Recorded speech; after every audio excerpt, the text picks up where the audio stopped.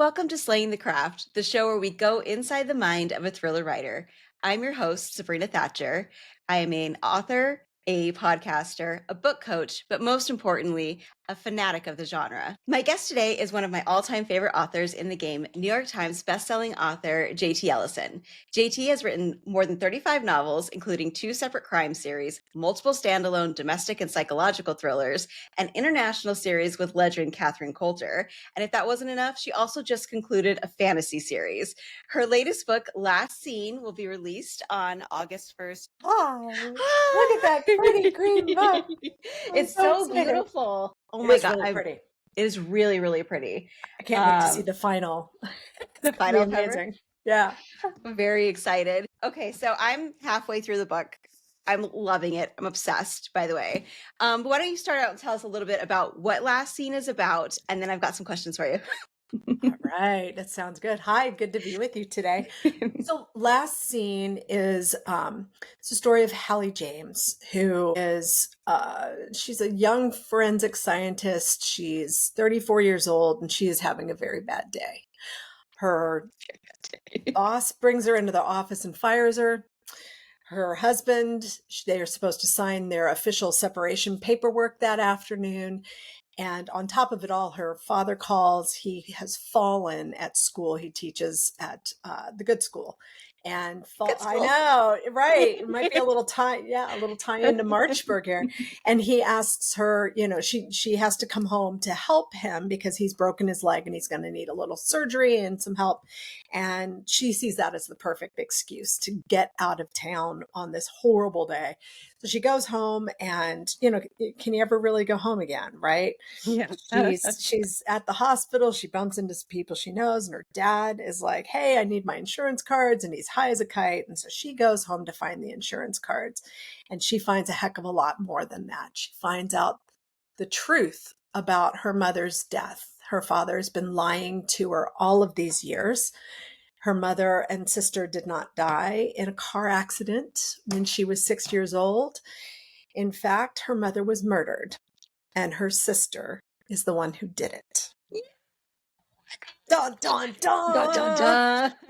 Sister, she's like not talked to since she was 6, right? Right. Yeah. Well, yeah, because she's dead. I mean, as far as she knows, she lost her sister and her mother, and she was in the accident as well, and has had a very severe head injury and has had severe migraines ever since. So maybe and like there's some memory block things. Maybe the things that she thought had happened in her life have not. Oh my gosh. Okay, so one of the things that I love about this book that you've been playing with is the idea of manufactured memories and uncovering them. So where did you kind of come up with the idea of manufactured memories, and what did you learn about how that works? So it's really interesting. I have a terrible memory. Me too. I remember, there are things that I remember in vivid detail that nobody else can confirm. And there are things that people say happened that I'm like, that didn't happen. What are you talking about? So it's my own just really weird memory problems that, okay, that's a really good place to start. I also was really interested in the idea of isolation. And does isolation breed madness? Or does evil seek out isolation in order to do their terrible deeds, right? And do people who, do people find each other in these isolated areas? And I grew up also in a very, very isolated area, and some really bad things happened. So I'm playing both with memory and this idea of what isolation does to people. And it is, this book is pretty dark. It's pretty dark. I am not gonna lie. Like I said, I'm halfway through, but literally, I think this is your darkest book. Like, just the tone, the topics, the tone, it just feels very heavy. And everything that Hallie is going through, she's got a lot that's happening all at the same time. And it's just really fascinating to see how she's juggling all of these things in her head, while also like, okay, Dad, I love you, but like, you've lied to me my entire life. I see that you're hurt right now, so I want to take care of you, but I'm super pissed at you. Husband, right? I'm super pissed at you, but I need your help, and I thank you for being there. Like, it's such a dichotomy that she is in with almost all the other characters in her life. Exactly. And I think that's so much fun. And you can just twist and twist and twist the story when you have Mm-hmm. a situation like that, that she needs these people. She needs to learn the truth. She needs all of these things, but she is a very independent, very Mm-hmm. strong woman in her own Mm-hmm. right, Yeah. who some bad things are happening to. Right. Right. And I think that's us on a daily basis, right? We get thrown a curveball and we have to figure out how to deal with it. In a novel, you get to really throw a dirty, nasty curveball that nobody would ever see coming. And then you get to Exactly. throw a few more, right? Yeah. That's the fun of it, is, how can I make her life worse? What are Yeah. the How can ways you that I can make torture? her life worse? And that, yeah, you're right. This is tonally, it is very, very dark. Yeah. And there's a character. Part of it is the insular point of view. Mm-hmm. Normally, my books have these, big casts, and we've got a Yeah. huge, number of points of view. Like, Very Bad Thing had 8 points of view.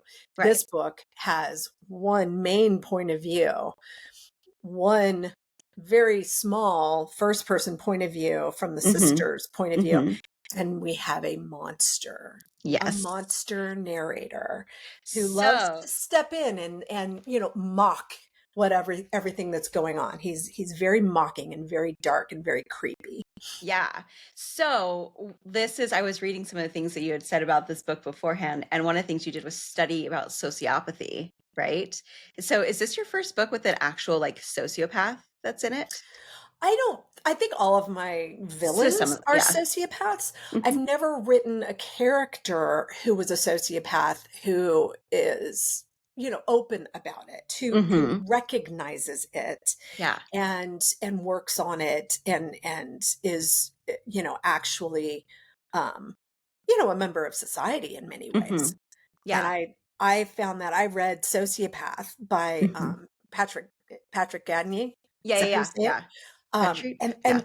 Patrice, I don't know how you say it. I should probably look that up. I'm sorry. I apologize for saying your name wrong. I loved your book. You were phenomenal. Um, just absolutely incredible story. And I know some sociopaths for sure, and you Hmm. you you see that much more clearly when you hear it from somebody's point of view. And I had already built the character and was writing the story when I read that book, and it just affirmed every single thing that I was Oh, doing that's with this good. person, because it was not, like I said, we've all come across those people who are, Hmm. maybe dangerous in some subtle ways. Yeah, absolutely. Well, I mean, that kind of goes into the next question I have, which is like, why are you writing the dark and twisted?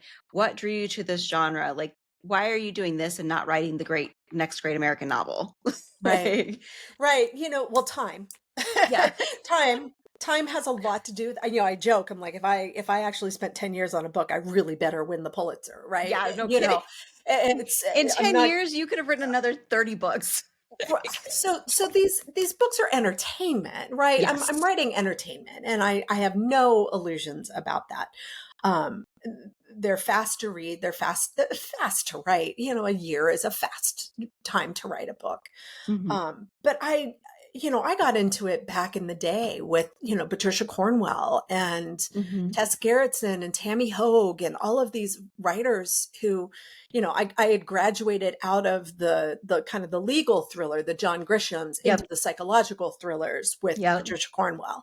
And it really affected me. And there was also a show called Profiler Hmm. that was on after ER, and my husband and I, as we were dating, that was Thursday nights. We'd go to dinner, Must we'd see go to TV. school, and then we'd go home and we'd watch. Well, usually there was a bar nearby school, and we would just go to the bar and watch. It's called Mr. Henry's, and we would watch ER, and then we would watch Profiler, and there was just something really fascinating about using psychology to discern a crime that Hmm. really I was very interested in. And so I started studying it. I think if I had been 10 years younger, I probably would be a forensic scientist, because I just found it fascinating. Yeah. And then, well, you started with a series, right? So the Taylor Jackson Taylor series Jackson. is right Yeah. there. Yeah. Um, So how did that kind of go? But how did that work for you? Like going from, well, first of all, your first experience in writing a book was writing a series. So what is that Mhm. like compared to now writing your standalones?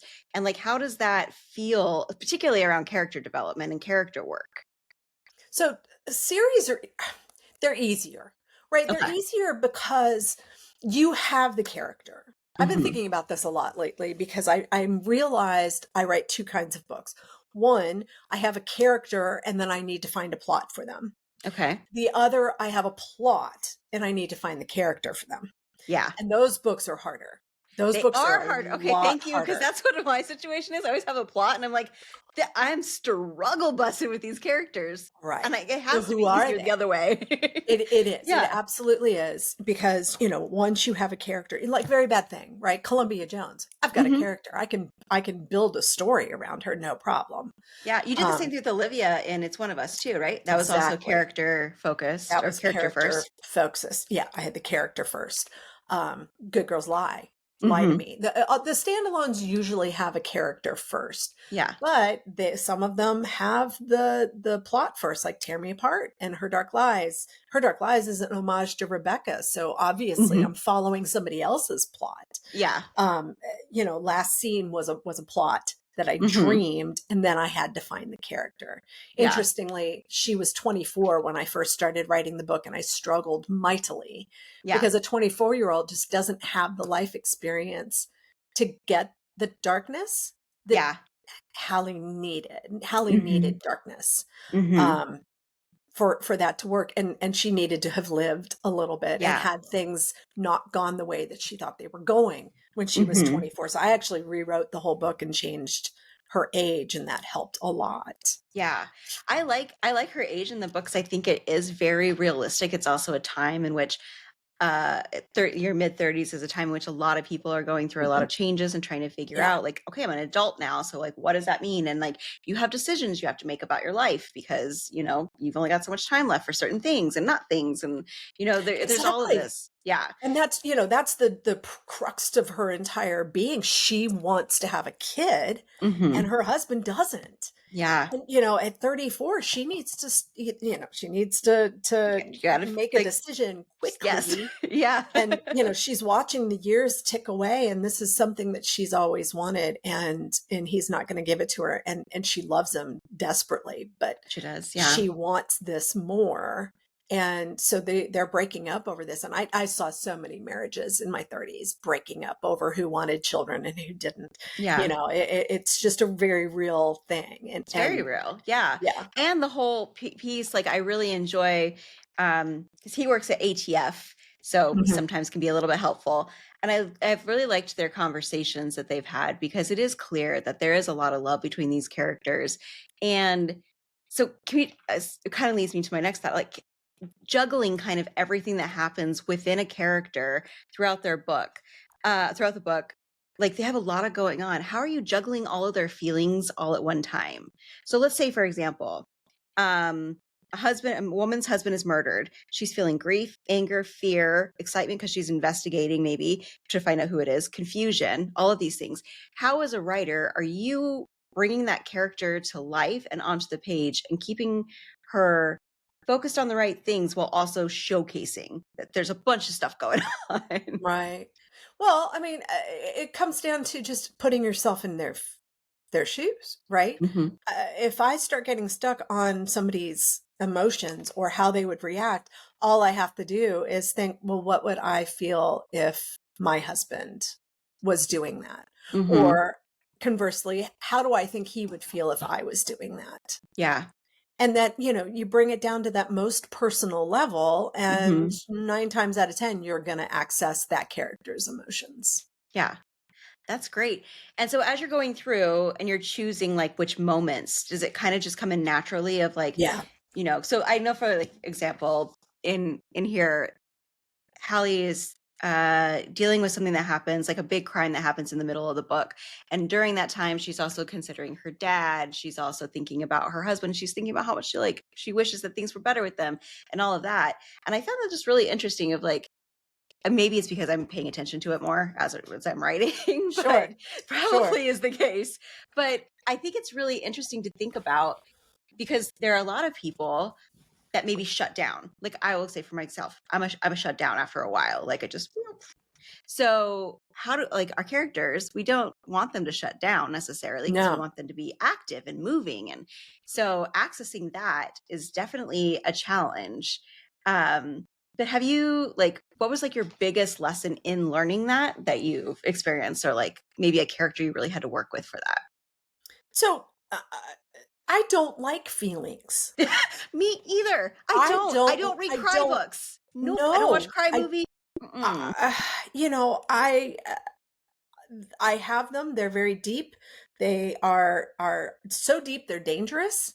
I think Mhm. sometimes they feel dangerous. Mhm. And I have been working on that for several years now Yeah. because I want my characters to come to life. And if I'm an automaton, they're not going to come to life, right? I have to experience these things. If you experience grief, it means you've experienced love. If you've experienced sadness, it means you've experienced happiness, right? They have their yin and yang. And the more I dive into them, the better a writer I'm getting because I need to let those out. It's One of Us is a really, really emotional book. And it was incredibly hard to write. It took me 10 years to get the guts up to even try writing it. Yeah. But when I did, I opened this wellspring that I think is helping with everything that I'm doing, both personally and professionally, because I'm Yeah. letting myself experience the emotions. It's safe. I'm fine. They're Mhm. just emotions. You have to look at it through the Buddhist lens of it Mhm. is simply an emotion. It is something that is happening in the moment. It doesn't define you. It is not who you are. It's Mhm. just something happening. Yeah. And looking at it like that, I'm letting myself be sad in certain things. I mean, I had a tragedy a few weeks ago and I sat and cried for hours. Mhm. I don't remember the last time that's ever happened. I mean, Randy came downstairs and says, "Are you still sniffling?" I'm like, "Yeah, yeah, This is I happening. this is happening and I can't turn it off." And I was so happy because I was able to grieve Mhm. um, uh, in a way that I've not been able to before. And it maybe even started with it started with It's One of Us and going out on tour and talking about the really difficult world that we experienced and going through infertility. Right. And then the night that I needed to write this proposal, Jameson, my cat, was dying. Yeah. And we knew we were going to lose her. We were going to have to take her to the vet the next day. Yeah. And she was in my lap and she gave me this story, right? She helped me put this story together. The book is dedicated to her. Yeah. And the first title of the book was Her Last Night Mhm. because it was her last night. Yeah. And we lost her the next day and it was awful and I grieved for weeks. I mean, it took weeks for Mhm. me to even, be able to function. And I think it's really healthy for us to allow ourselves to grieve because that does mean that we've loved something enough to grieve it. Absolutely. And I think what you're saying is really important. It's something that I've actually, because of my own experience in trying to write and realizing that I'm not quite feeling the things, I can't quite translate the feelings onto the page. And I think it has to do with that whole I'm blocking myself off from the feelings that I don't want to have because they're terrible feelings. And I've Yeah. realized that is going to hold me back because sometimes we write books that are totally popcorn and sometimes you write ones that are very like deep and emotional or like have a deep connection to. So there's some of those things that I'm writing through right now. I'm like, man, okay, I gotta feel some stuff. This is Yeah. not fun. But it's so important for the characters, right? Like, Yeah. yeah. And I had a lot of feeling at the beginning, in the Mhm. earlier books. And then, we went through trying and failing to have children and it Yeah. really shut me off. I really locked down. We didn't tell anybody what was going on. Nobody knew. And it was really, I didn't even tell my family until months into the situation. And Yeah. that was not the healthy way to handle it. Yeah. But pity sets me off. I don't Mhm. like pity. That's Yeah. really, really hard to deal with. Yeah. But it is, go to therapy, go to a Jungian therapist and go do some shadow work. Some work on the shadow self is really interesting. And That is just use it as research, right? You're researching your own emotions. Well, right. And that's kind of like which do research for all of these other things. That seems like the thing you want to do. The other thing I've noticed lately, and something I think you, from my perspective on an outsider, that you do really well is like having a robust life outside of writing. And that it's a really important thing. And something that I've noticed as well in the last year or so. I've mostly been working on writing and taking care of my mom. And I've noticed like a lot more of the isolation. So you were talking about that isolation and I was like, oh my God, because I kind of feel like I'm going a little crazy lately. But you have to go out and actually do things to like have something to experience, because I was like, Yes. well, when's the last time I went out for 4th of July? My book is set over 4th of July. When's the last time I went out for 4th of July? It's been like 10, 15 years. I don't remember. Like, I mean, I know, but like, it's not the same as now this year we're going to go out and I'm like, okay, I'll be able to like put that back in. Yeah, no, it's really important. I mean, this is why I like to travel to the settings that I set the book in, right? So I can bring the senses into it, because writing falls really flat if you can't describe. It's more than what you see, it's what you smell, it's the vibe, it's the the way a city moves. You can look at it online, but you don't get it until you're there. Right. No. And you just need to go and be present. It doesn't mean sightseeing. It just means, getting a table on the sidewalk with a glass of champagne and just watching people, right? Yeah. It just creates an environment for you. And the environment of the setting brings the books to life, I think. Yeah, I definitely agree with that. Like when I went to New York for the first time for Thriller Fest a couple of years ago, I'd been to New York one time before, but it was like a long time ago.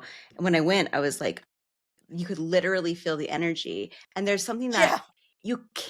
it's No. so difficult to describe, but I would never have known that if I hadn't gone and been like standing in the situation that I was in. And I was like, wow, this feels different here than it feels Yeah. in Seattle, than it feels in Phoenix. Like it's Yeah. just a very different vibe.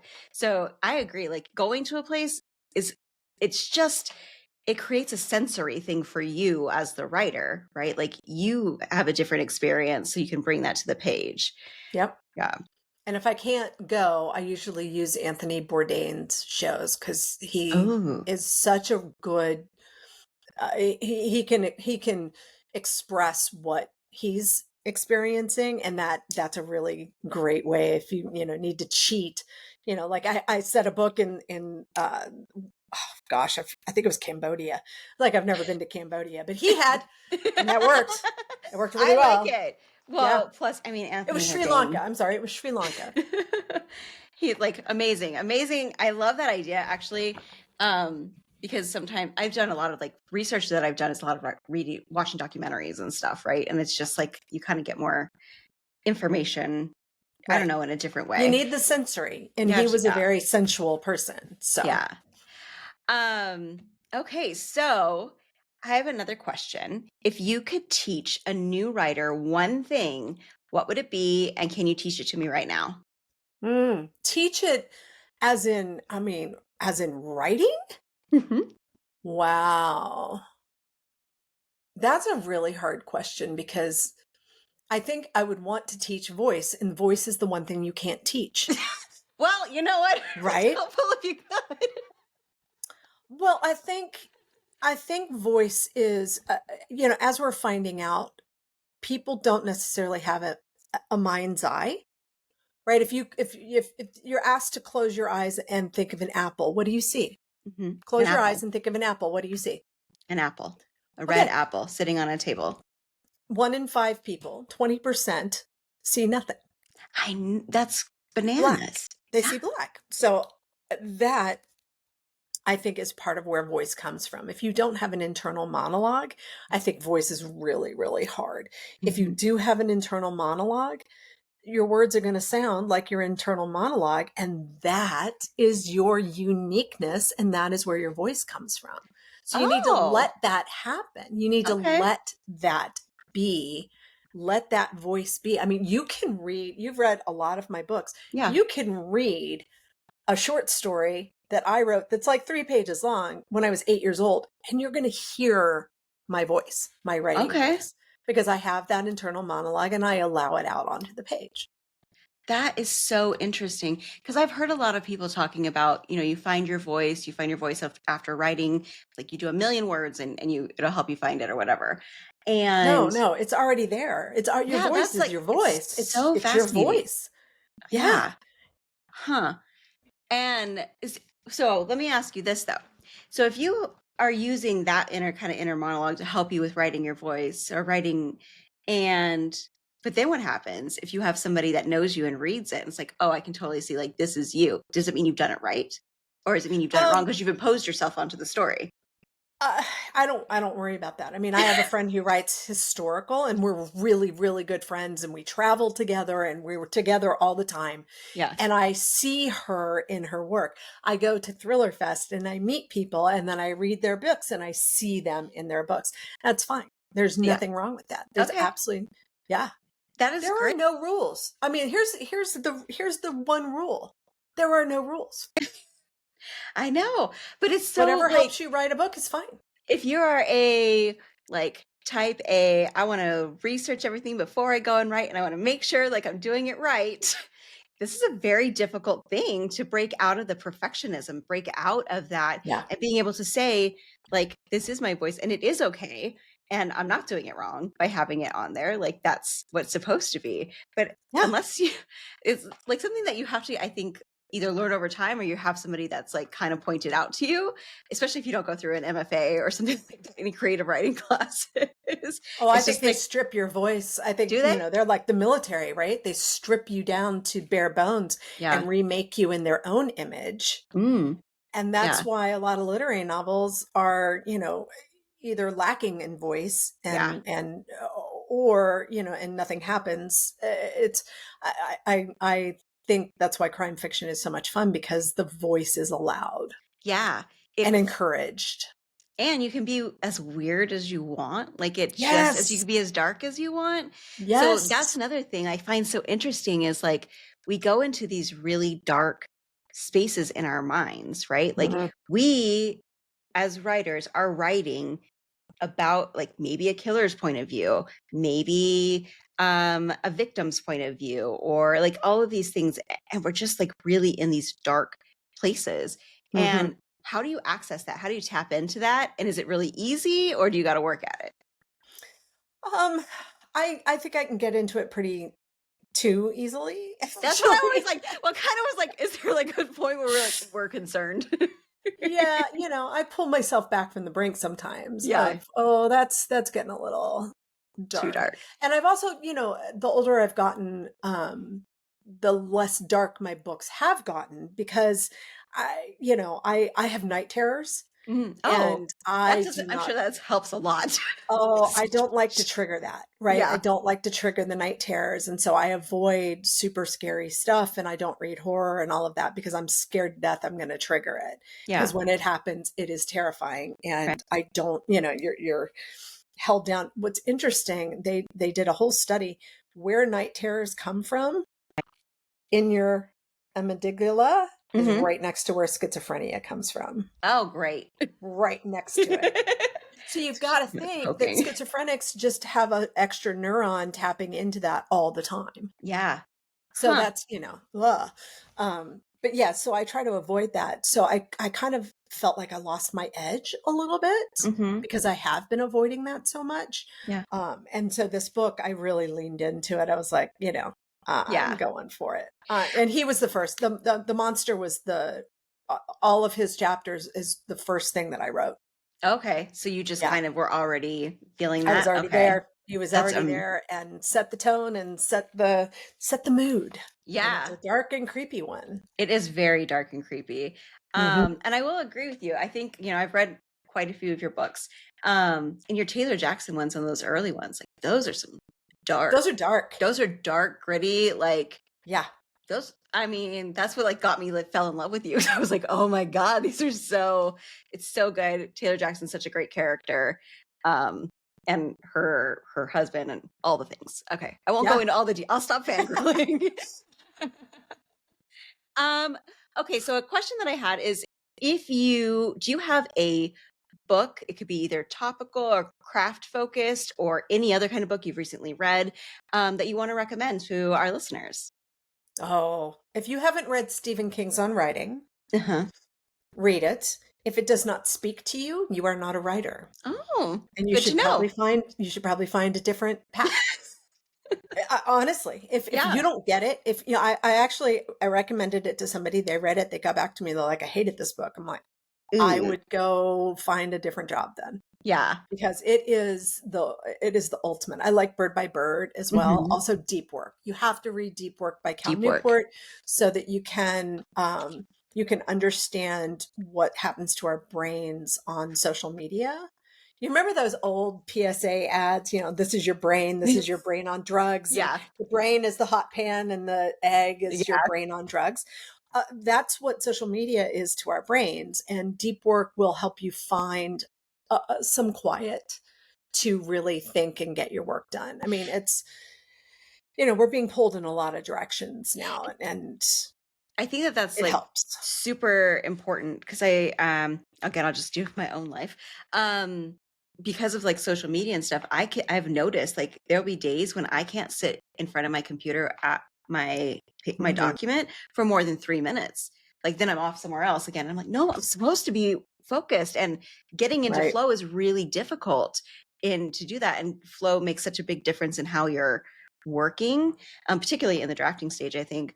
Um and yeah, it's just I did it. Oh, deep work. Yeah. So So like it's so so distracting all the time. Like, look, it just happened to me again. This is because my brain is so It's fractured. it's a dopamine thing. You're on dopamine overload, Yeah. right? And Mm-hmm. our brains can't tell the difference between positive dopamine hits and negative dopamine hits. Mm-hmm. It just wants the dopamine. Yeah. So that's where we start getting, the positive dopamine stuff is great, but the negative is really hurting us.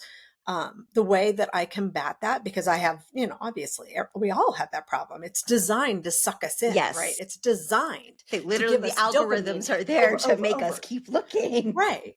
So the way I do that is, in the morning, I read before I go to work. And then at 11 o'clock, my alarm goes off, and that's when I start writing, Mm. Hmm. because now I've been in a much more relaxed mental state. I'm not in the chaos state. Yeah. And being in that state helps me just slide right into the writing and the flow. And then I write until 3 or 4 o'clock. So 11 to 3 or 4. And that really helps. And then I shut down, and then, shut down, get off of it, get Yeah. off your computer, go for a walk, make dinner, do whatever. Mm-hmm. Those other And just things, those important things of those like other life, important right? things. Yeah. Yeah. I mean, I have a really hard time, like I'm on a roll and my Mm-hmm. 4 o'clock alarm goes off that says, all right, now is when you switch over and do some, essay writing or Substack, or, do all of your things. And if I'm rolling, I really don't like to do that, but I Yeah. try to force myself to, stay in the parameters. And but it's been a distracting year. I've lost a couple Yeah. of months. I lost a month with family illness, and I lost 3 weeks of my own. I got COVID again, Oh no. and it's just been it's been kind of nuts. And we redid our kitchen, which seemed like it was going to be nothing, and is still going on. Of course it wasn't Um, nothing. yeah, it's never nothing. I was just changing the counters, and we're still, trickle down of Yeah. stuff. So it's all distracting, but you have to learn how to shut that off. You've got to use Freedom, or whatever app. I love the Freedom app. Do Pomodoros, right? Mm-hmm. Just write for 25 minutes. Turn everything off and write for 25 minutes. And then you get a 5-minute break. Then you get another 25 minutes. And then you get a 15-minute break. And boy, can you get a lot done. You do 4 Pomodoros Mm-hmm. and you've hit 1,000, 2,000 words, and your writing is done for the day. Then you get to go have a Exactly. life.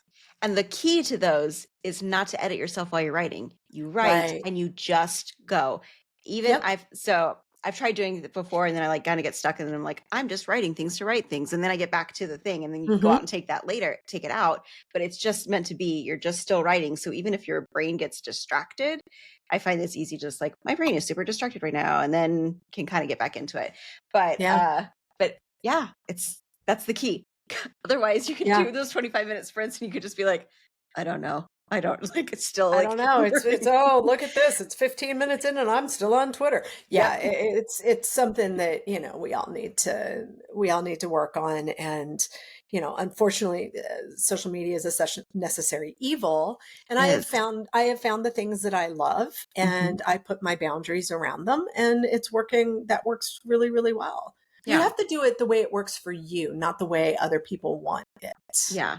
And I think You that's know what I mean? important when it comes down to the authenticity, not only of the whole experience of social medias, but you as a writer or as a public figure, if you will, like you've got to kind of figure out how to make it all work for you, not Yeah. necessarily other people's Yeah. I mean, things. I used to have people that helped me do it, and we had schedules and everything, it was like Monday is this, Tuesday is this. It was Hmm. very regimented and it grew. Yeah. It was working, but oh my gosh, it was driving us all crazy. And when I let that go, and I'm just like, whatever, I'll post when I want, and I don't care. I don't Hmm. care anymore Yeah. about the schedule and what people, the expectation. And I went all in on Substack. I gave everything else up for January. My Hmm. dry January was a dry social media January, because that worked out really, really well, and I never came back. Yeah. I I just noticed. I was like, well, she's liking it. really, Substack is, it's not the flashing Yeah. for me. I'm writing long form.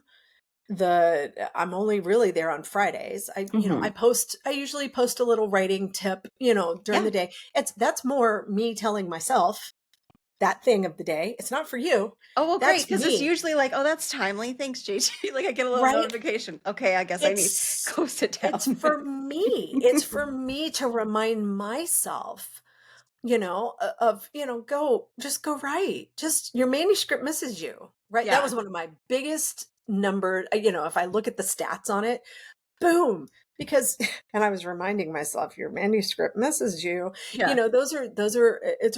That's turned into a really nice way for me to just kind of connect with both social and just to the craft of, okay, here's Right. my advice to myself. Yeah. Today, this is my mantra. Today, this is my thing. This is my Yeah. mantra. This is what pops up. I'll have read two or three things and it just pops in my mind, and I write it down, and then I go. And I'm not looking to see if it's get liked. I'm not looking at the Hmm. numbers. I'm not looking at any of that.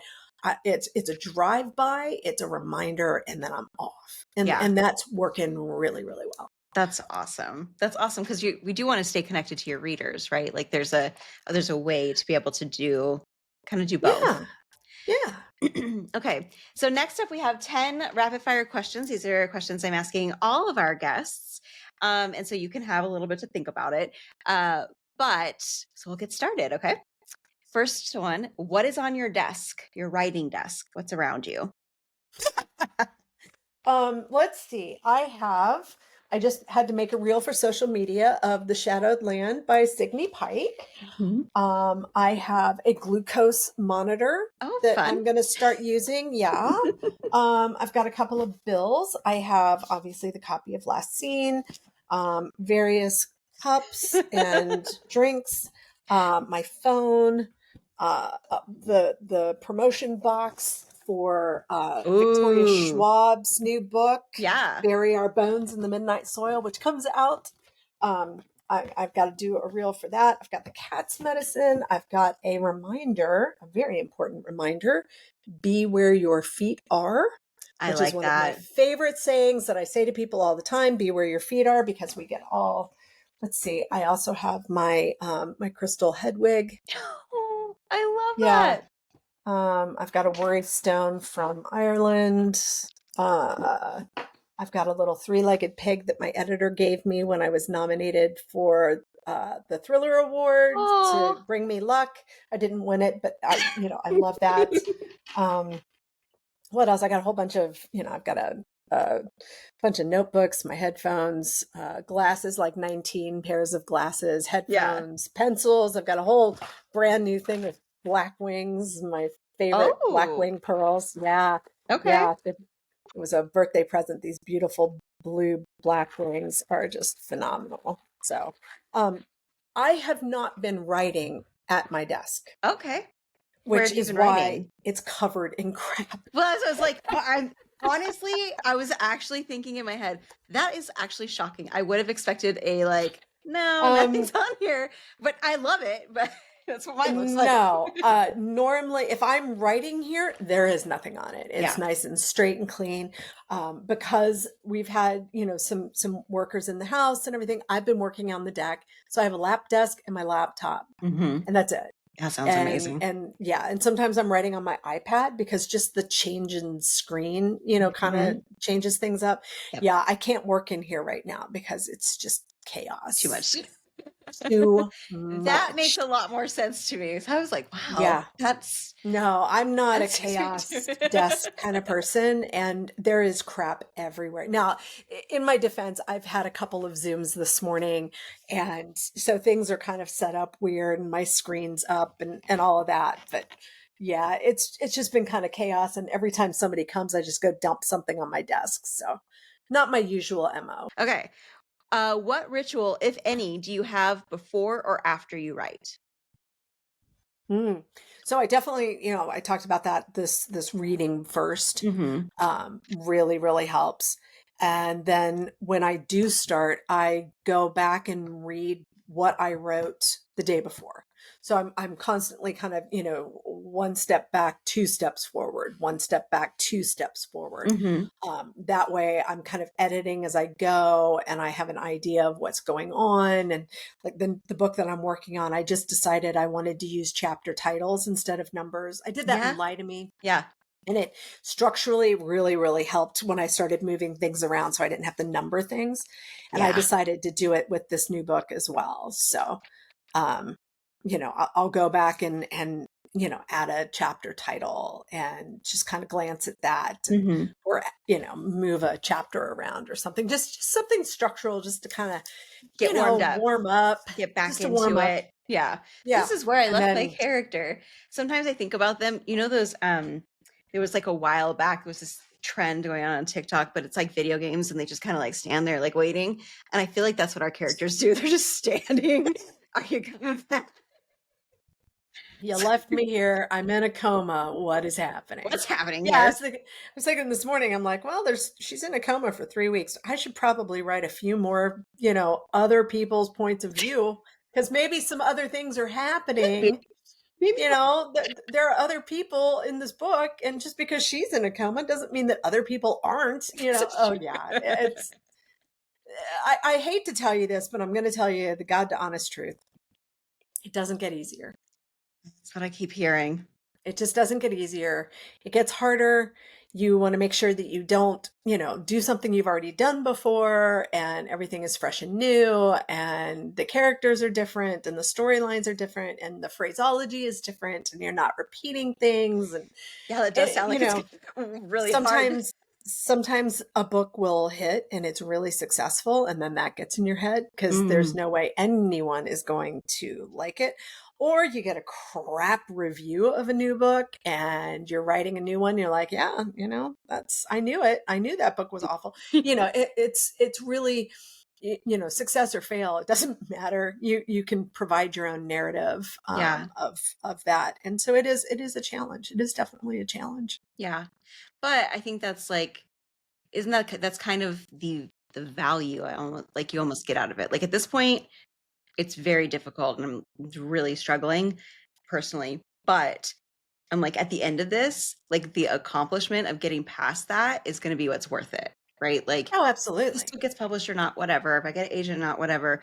Getting through this experience of just like, okay, all right, I'm just gonna pull it out. It's like pulling teeth. You're like ripping it out of you.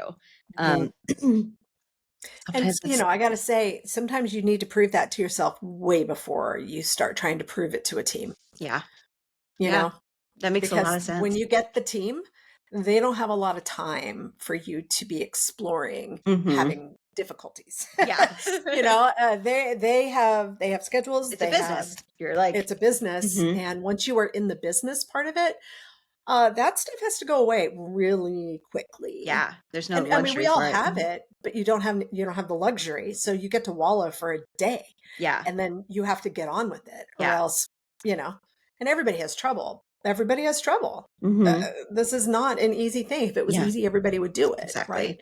Everybody thinks they can write a novel because they can write words on a page. It's And not the that same doesn't, thing. it's not the same thing. No.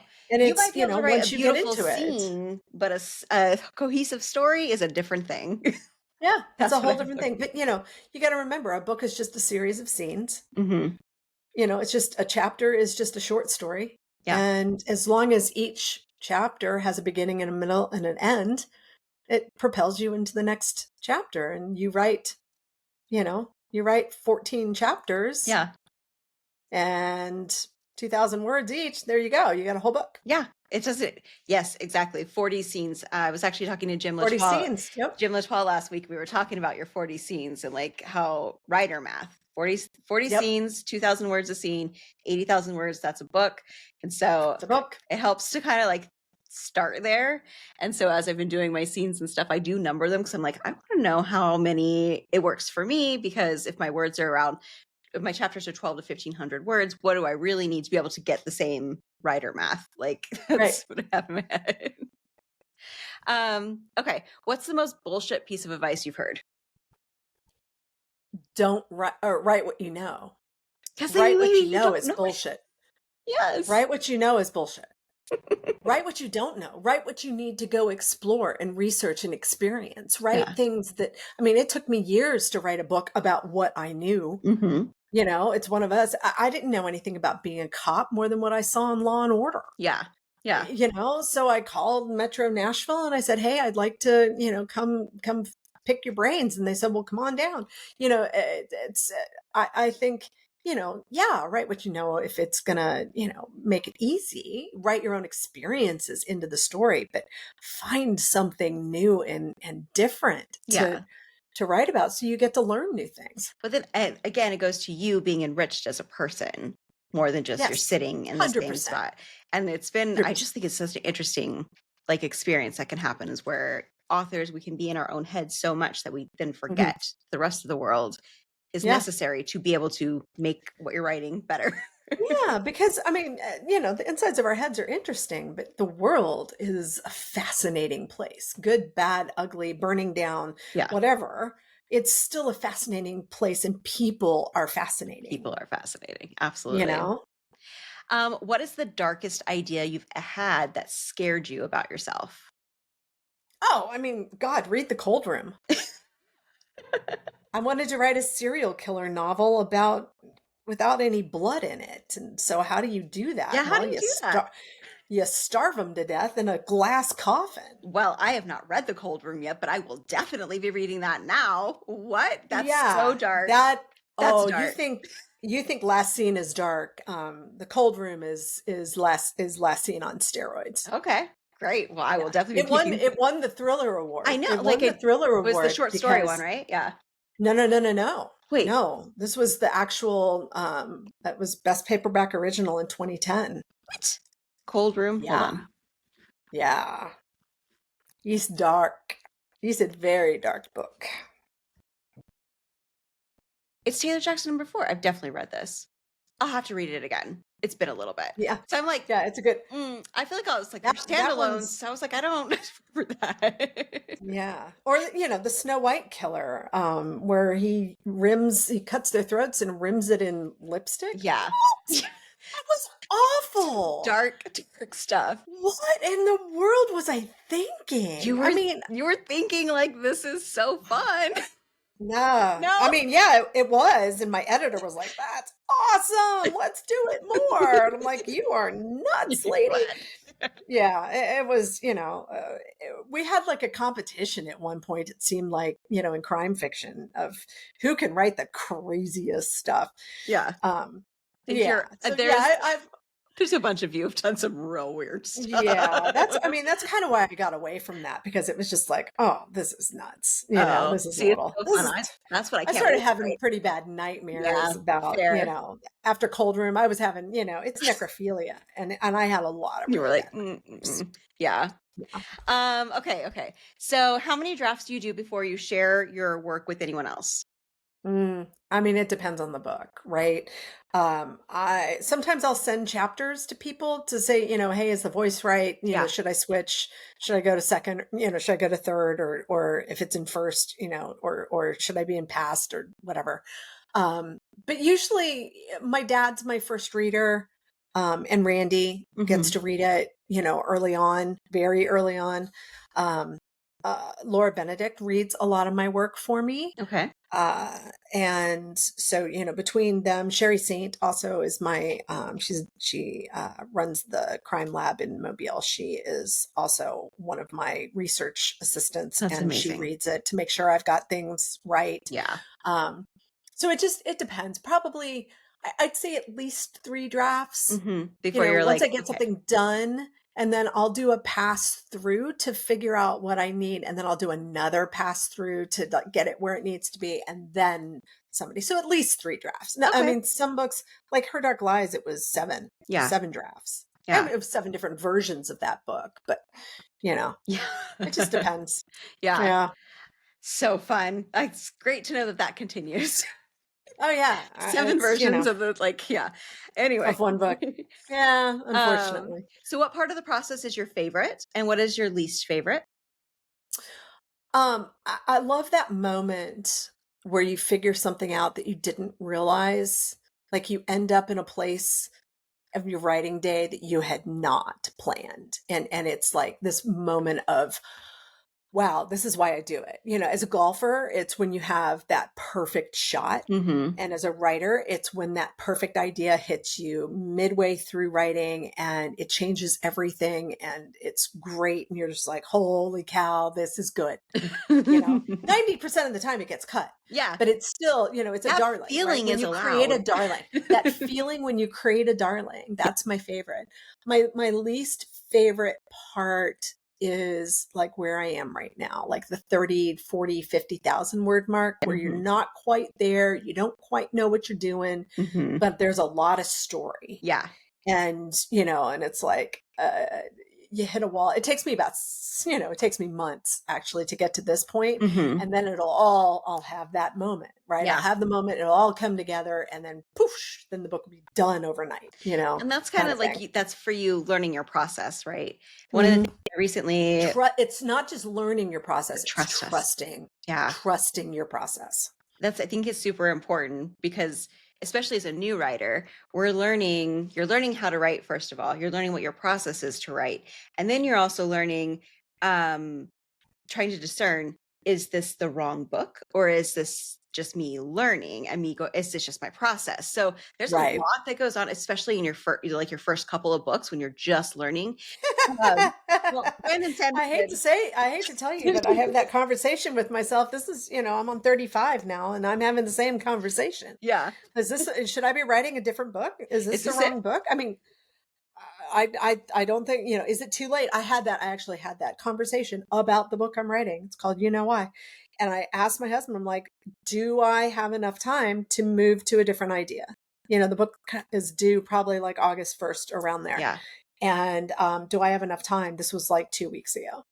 So She just yeah, really like made the crunch but too. then I had a moment. Then I Yeah. had one of those moments, and it all kind of revealed itself to me. So Yeah. trust the Um, process. I'm going to let you go in just one moment. I have 2 more questions. First is, what is your old school favorite mystery thriller? Like for me, it's Patricia Cornwell's Postmortem and Sidney Sheldon's Nothing Lasts Forever.